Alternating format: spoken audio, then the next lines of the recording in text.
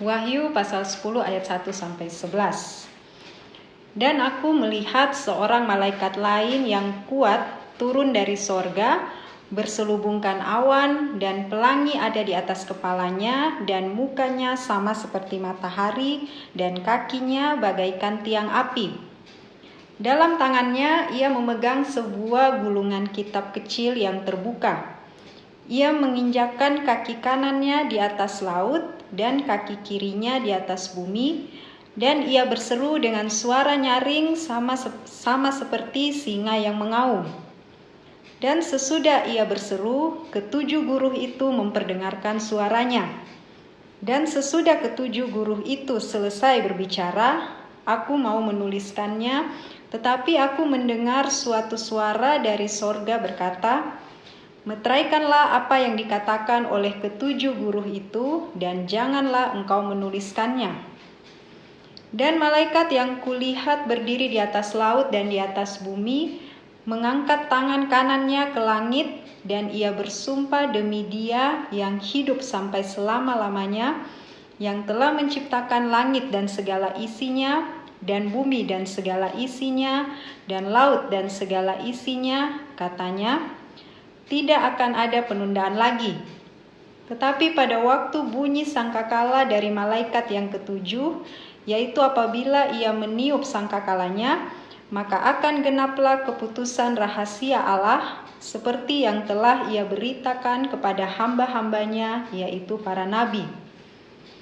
Dan suara yang telah kudengar dari langit itu berkata pula kepadaku, katanya, pergilah, ambillah gulungan kitab yang terbuka di tangan malaikat yang berdiri di atas laut dan di atas bumi itu. Lalu aku pergi kepada malaikat itu dan meminta kepadanya supaya ia memberikan gulungan kitab itu kepadaku.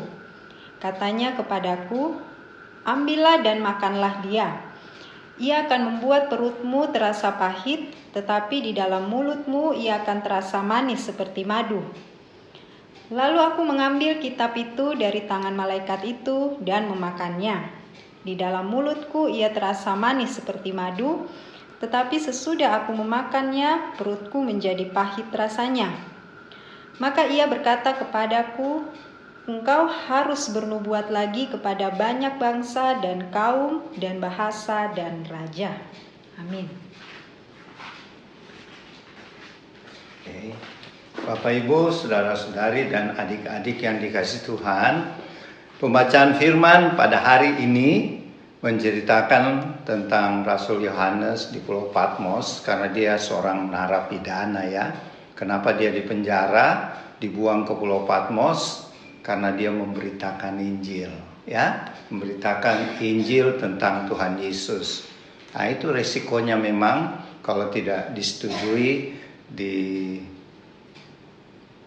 diokekan oleh pemerintah yang memerintah ya. Tapi kita bersyukur di bangsa kita bebas memberitakan Injil, kita bebas mengungkapkan kepercayaan kita. Untuk itu kita harus bersyukur dan mendoakan pemerintah kita ya, yang dipimpin oleh Bapak Presiden Joko Widodo dan semua pejabat-pejabat. Dalam pembacaan hari ini, Rasul Yohanes menuliskan penglihatannya. Dia melihat setelah dia melihat malaikat meniup sangkakala kelima, keenam, sebelum sangkakala ketujuh ditiup, penglihatan ini yang dia lihat.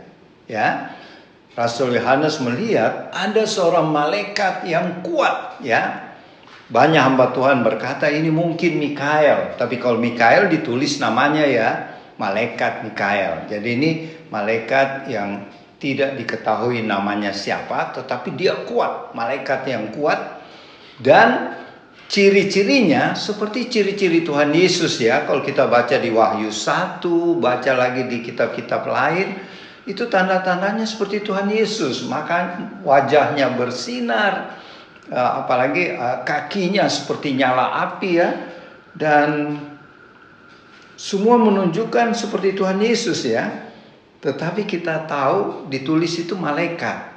Dan dia berseru di ayat keberapa itu? Ayat ke-6. Dan ia bersumpah demi dia yang hidup. Dia itu Tuhan Yesus. Jadi jelas ini malaikat ya, bukan Tuhan Yesus. Karena banyak hamba Tuhan mengatakan ini Tuhan.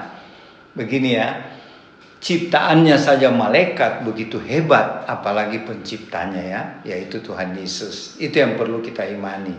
Kembali ke pembacaan kita, pada waktu itu Rasul Yohanes melihat si malaikat itu, dia berdiri dan kakinya yang sebelah di laut, kaki kanannya ada di darat. Di sini ditulis bumi ya, tapi sebenarnya itu daratan dan laut. Itu menggambarkan bahwa si malaikat itu disuruh Tuhan untuk menyatakan bahwa pemimpinnya yaitu Tuhan Yesus, pemimpinnya si malaikat, pemimpin kita juga, Tuhan Yesus itu menguasai laut dan daratan sebagai simbol bahwa Tuhan Yesus adalah raja di atas segala raja. Dan ini akan dinyatakan sebelum sangkakala ketujuh itu ditiup ya. Malaikat ini sudah menyatakan dia akan memerintah dunia ini. Sekalipun sekarang kita tahu dia adalah penguasa alam semesta, dia bertahta di kerajaan sorga ya. Dan kemudian si malaikat yang perkasa ini berkata, tidak ada penundaan lagi. Apa maksudnya tidak ada penundaan? Yaitu setelah sangkakala ketujuh ditiup, penghukuman Allah yang dahsyat akan terjadi. Kalau kita kembali ke sangkakala 1 sampai 4, terakhir dari pembacaan dikatakan, celaka, celaka, celaka. 3 kali ini yang dilihat oleh Rasul Yohanes seperti burung nasar ya. Tapi sebenarnya itu bukan burung nasar, itu malaikat. Cuma dia bersayap jadi kelihatan kayak burung ya. Nah, karena itu penglihatan ya, dia tulis sesuai penglihatannya. Si burung nasar itu ngomong. Jadi burung nasar katanya ngomong, tapi itu bukan burung nasar. Burung nasar itu burung pemakan bangkai ya, seperti elang, raja wali itu gagak, tapi ini disebut vultura. Vultura itu burung pemakan bangkai, burung nasar ya. Dia berseru-seru celaka, celaka, celaka 3 kali. Berikutnya celaka, 3 celaka akan terjadi. Apa itu celaka pertama yang terjadi? Yaitu ketika sangkakala ke-6 ditiup, belalang-belalang. Yang sebenarnya roh-roh jahat ya, yang keluar dari satu lubang yang paling dalam. Itu celaka pertama. Celaka kedua nanti di pembacaan berikut, belum sekarang. Itu ketika 2 saksi Allah diutus di akhir cerita, celaka kedua terjadi. Yaitu apa? Gempa bumi yang dahsyat sehingga separuh dari kota Yerusalem terbelah. Hebat ya, gempa bumi yang belum terjadi. Tidak kita dengar ya ada gempa bumi, kota ini terbelah 2, tidak. Nanti itu akan dahsyat ya. Itu celaka kedua yang si burung nasar katakan, itu malaikat ya. Celaka yang ketiga ialah sebelum Tuhan Yesus datang ke dunia, di peristiwa 7 cawan murka Allah. Nah, itulah celaka ketiga paling dahsyat. Sebab ketika sangkakala ke-7 ditiup, di situ dinyatakan Tuhan memerintah dan dicurahkanlah 7 cawan murka Allah. Nah, itulah celaka ketiga. Itu dahsyat ya. Jadi maknanya buat kita kalau mendengar pembacaan firman, pemberitaan firman tentang kitab yang terbuka ini, kita harus hidup benar, hidup kudus, taat pada perintah firman Tuhan, hidup sebagai calon mempelai Tuhan Yesus yang tidak bercacat celah. Nah, kita kembali di pembacaan ini, si malaikat itu di tangan kanannya dia memegang kitab yang kecil yang sudah terbuka. Apa isi kitab kecil terbuka itu? Adalah tentang peristiwa-peristiwa yang akan terjadi. Yaitu seperti Tuhan akan memerintah ya 1000 tahun. Tuhan akan memulihkan bumi ini. Bumi yang sudah rusak karena dosa. Kemudian Tuhan akan menciptakan langit dan bumi baru ya. Nah, itulah isi dari kitab kecil itu. Tetapi pada waktu malaikat itu menyatakan waktunya tidak bisa ditunda lagi, di ayat berapa itu? Ayat 6, itu artinya cawan murka Allah akan dicurahkan, ditumpahkan. 7 cawan, waduh, sudah 7 sangkakala, 7 meterai, terakhir 7 cawan. Ini menandakan Tuhan Maha Pengasih ya. Tuhan masih kasih kesempatan manusia bertobat. Kalau sudah 7 cawan murka, sudah tidak ada lagi pengampunan. Jadi jangan kita selalu bilang, oh Tuhan baik, Tuhan, tapi ada batasnya. Kalau sudah sampai peristiwa 7 cawan murka Allah, tidak ada pengampunan lagi ya. Nah itu. Jadi kemudian di bagian terakhir pembacaan kita hari ini, ada suara 7 guru. Kalau 7 guru itu 7 kan angka sempurna. Kalau 7 guru berbunyi, dan Yohanes mengerti itu 7 guru berkata apa. Apa itu 7 guru? Itu suaranya Allah Bapa. Allah Bapa berkata 1, 2, 3, 4. Tapi ketika Yohanes mau catat apa yang dikatakan oleh Allah Bapa, Tuhan bilang belum bisa. Meteraikan dulu. Kalau meteraikan artinya belum bisa diumumkan di kitab Wahyu ini. Kapan? Nanti. Kapan nantinya? Di masa 3,5 tahun, masa 7 tahun kedua, masa antikris itu baru diumumkan. Ya, jadi Bapak Ibu, saudara-saudari, adik-adik, khususnya tim Warlot, Tuhan sudah membukakan rahasia akhir zaman sama kita. Begitu juga teman-teman Warlot di cabang Klaten ya, yang terus meminta Opa dengan Oma membeberkan rahasia kitab Wahyu. Perhatikan baik-baik, tiap minggu kita bahas kitab Wahyu sampai pasal 22 nanti ya, sampai terakhir. Jadi di bagian akhir mulai dari ayat 8, suara dari langit itu, dari surga, suara Allah Bapa berkata, pergilah, ambillah kitab kecil itu yang dipegang si malaikat. Jadi malaikat ya, bukan Tuhan Yesus yang pegang. Kalau yang Tuhan Yesus pegang di Wahyu pasal 5, kitab besar yang masih dimeteraikan ya. Tapi ini kitab kecil yang terbuka, itu dipegang oleh si malaikat. Suara dari 7 guru, yaitu suara Allah Bapa berkata, Yohanes, pergi ambil itu kitab kecil itu, makanlah. Nah itu, apa artinya? Kalau idiom atau pengertian peribahasa orang Ibrani, orang Yahudi, kalau kita disuruh makan firman, itu artinya menerima pengetahuan dari Tuhan, menerima hikmat dari Tuhan. Dan pengetahuan itu ada di kitab kecil itu. Kitab kecil itu berisi tentang akhir zaman, masa 7 cawan murka, masa Tuhan Yesus memerintah 1000 tahun, dan Tuhan Yesus mengadili, memisahkan kambing dan domba, seperti kambing dan domba.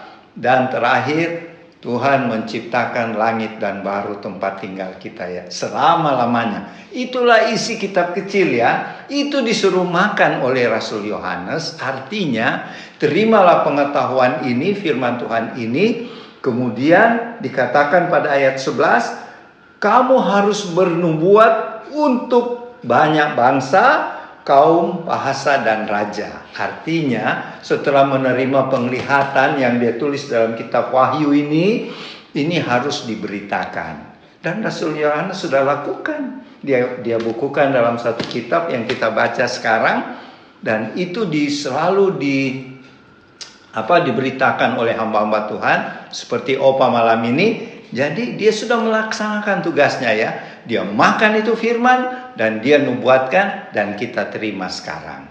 Artinya buat kita Warlot, mari kita teladani Rasul Yohanes. Ketika kita membaca firman, menerima firman seperti saat ini, kita harus beritakan juga kepada orang lain.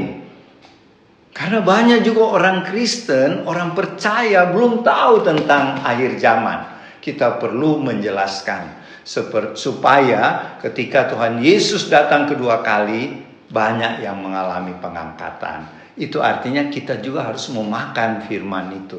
Kita harus menerima firman itu.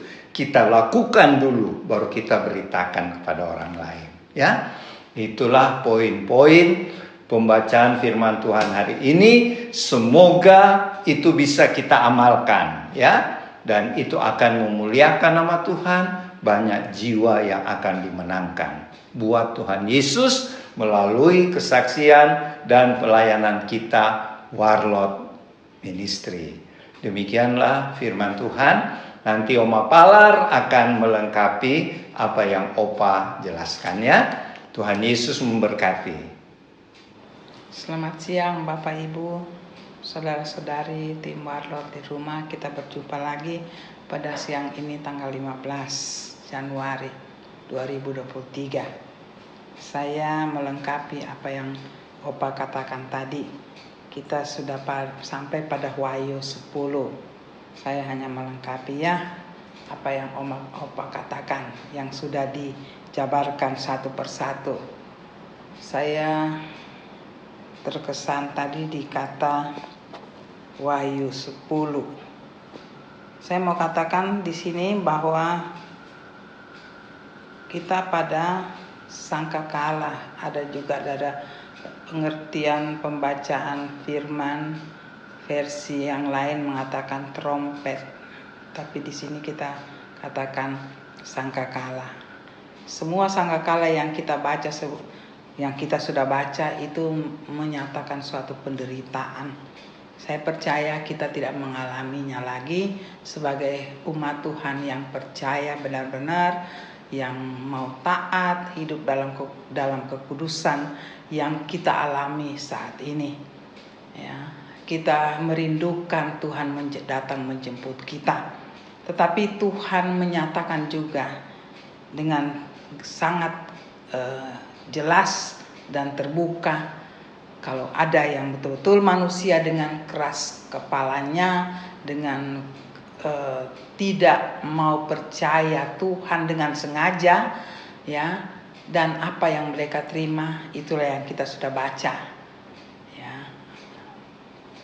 Sangkakala itu adalah masa penderitaan yang luar biasa. Saya tidak ulangi dan saya harap Bapak Ibu saudara-saudari di rumah membacanya, ya. Di situ ada pengertian apa maksud ya, tapi di situ yang dikatakan semua itu penderitaan. Kita kalau merenungkan kita tidak mampu untuk hidup waktu itu. Tetapi saya kembali ke belakang, kita sudah diberikan gambaran oleh Tuhan sebelum sangkakala itu ada. Ya, saya ulang lagi, meterai-meterai yang Tuhan sudah buka sendiri, itu gambaran. Nah, sekarang kita pada Wahyu 10 itu di dalam Wahyu 10 itu di antara yang mengalami, kita baca ada sangkakala yang sudah Tuhan buka, ya, Tuhan nyatakan itu. Di situ juga ada Tuhan bekerja.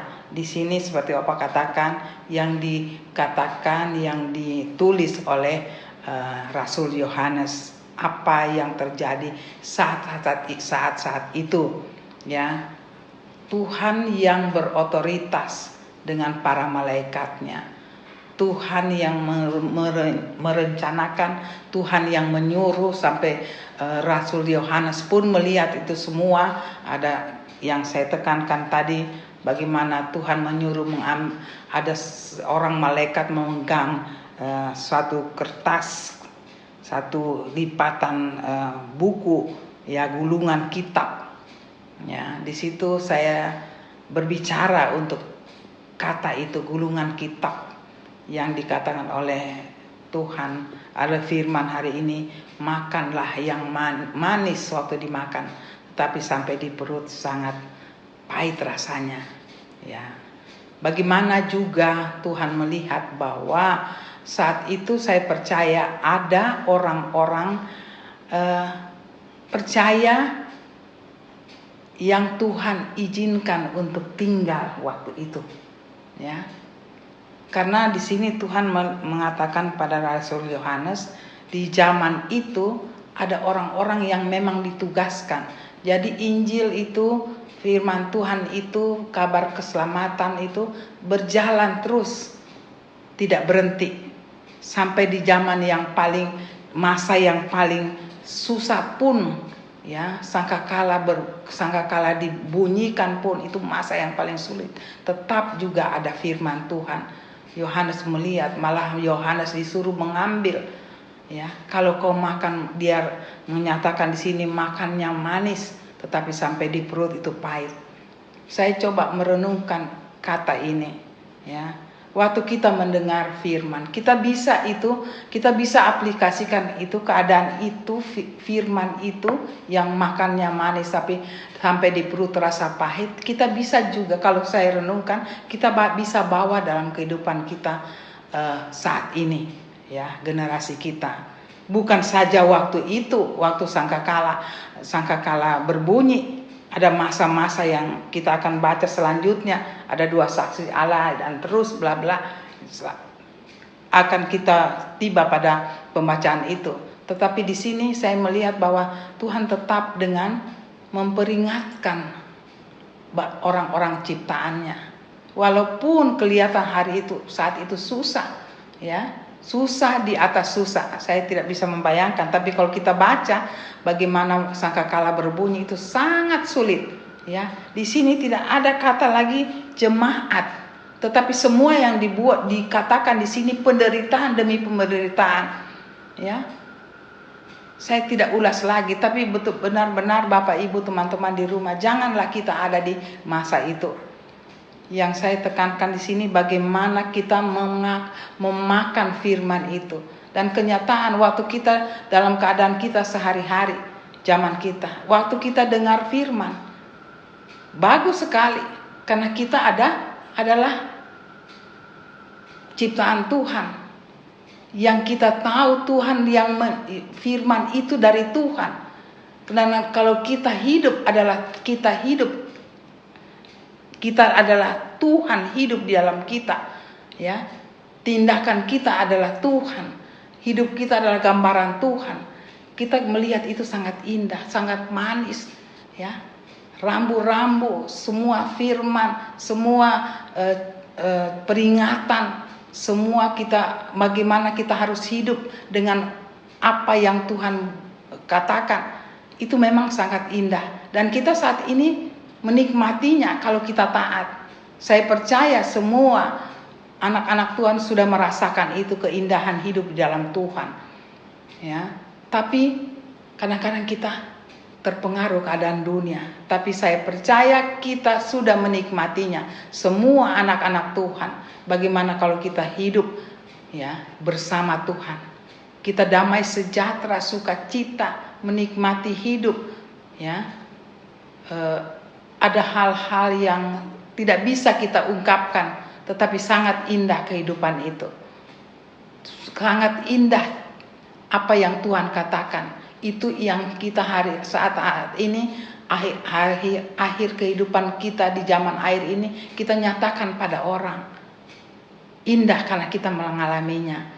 Apa yang pahit kalau sudah dicerna? Saya coba merenungkan, pahit waktu kita sudah tiba di perut. Itu waktu kita melaksanakan firman itu, ya.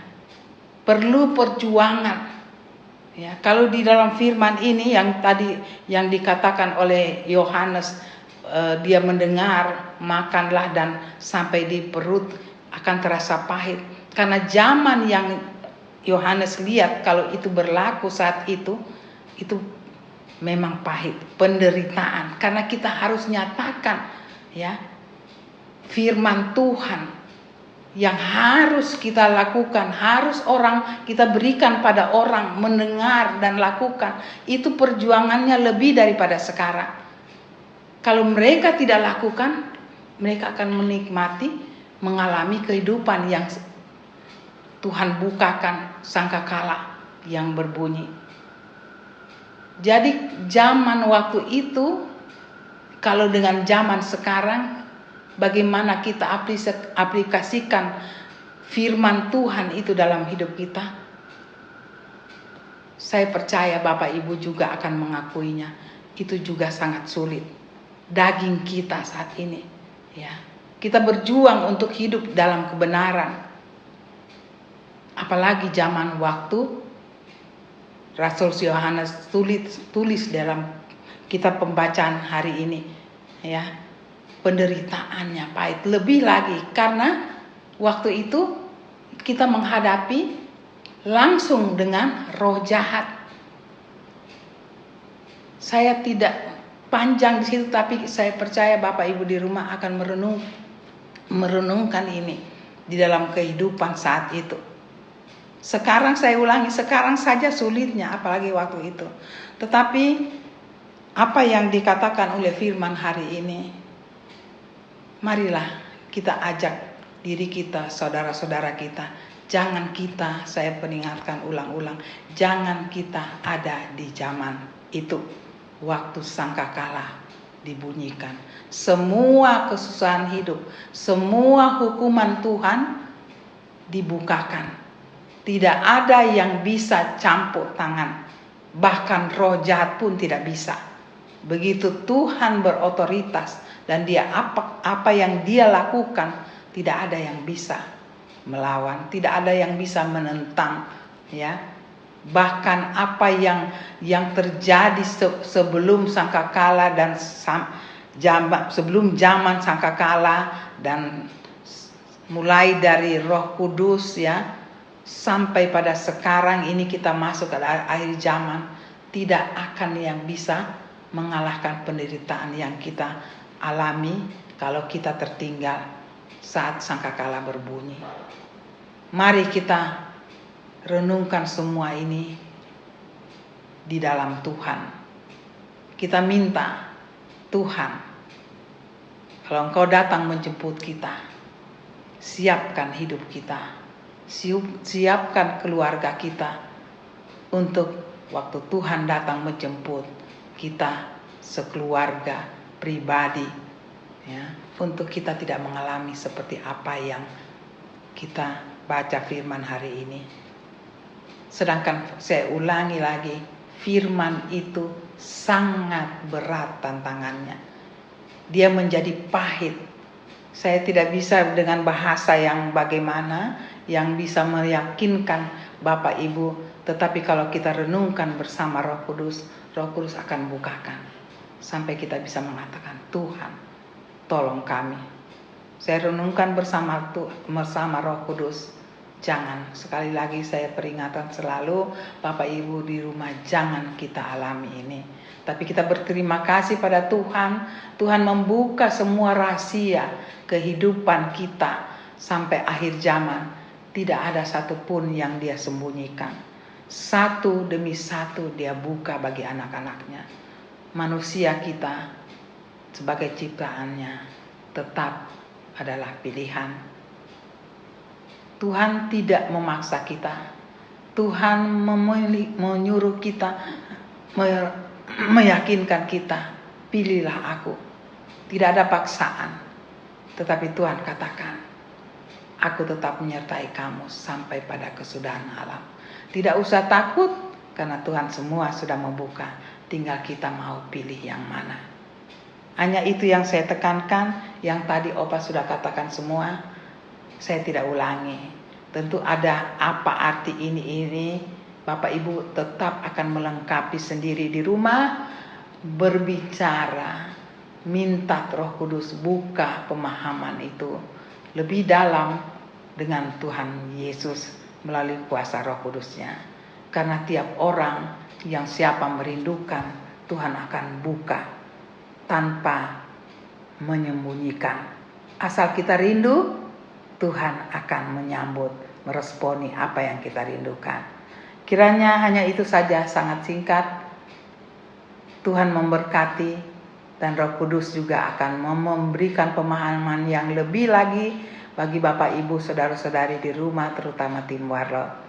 Mari kita tetap hidup dalam persekutuan dengan Tuhan, persekutuan anak-anak Tuhan yang dibimbing oleh Roh Kudus, agar apa yang Dia pesankan, apa yang Dia sudah firmankan melalui firman hari ini, Tuhan akan buka di dalam persekutuan kita sebagai anak Tuhan, saling membantu, saling mendorong hidup di dalam Tuhan.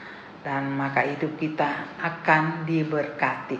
Hidup keluarga kita, keluarga besar kita, bahkan bangsa kita yang menjadi tugas kita untuk menyatakan misi Tuhan bagi bangsa sendiri maupun dimanapun kita berada, bahkan dunia. Tuhan memberkati, sampai kita bertemu lagi di minggu depan. Maranatha. Tuhan memberkati. Amin.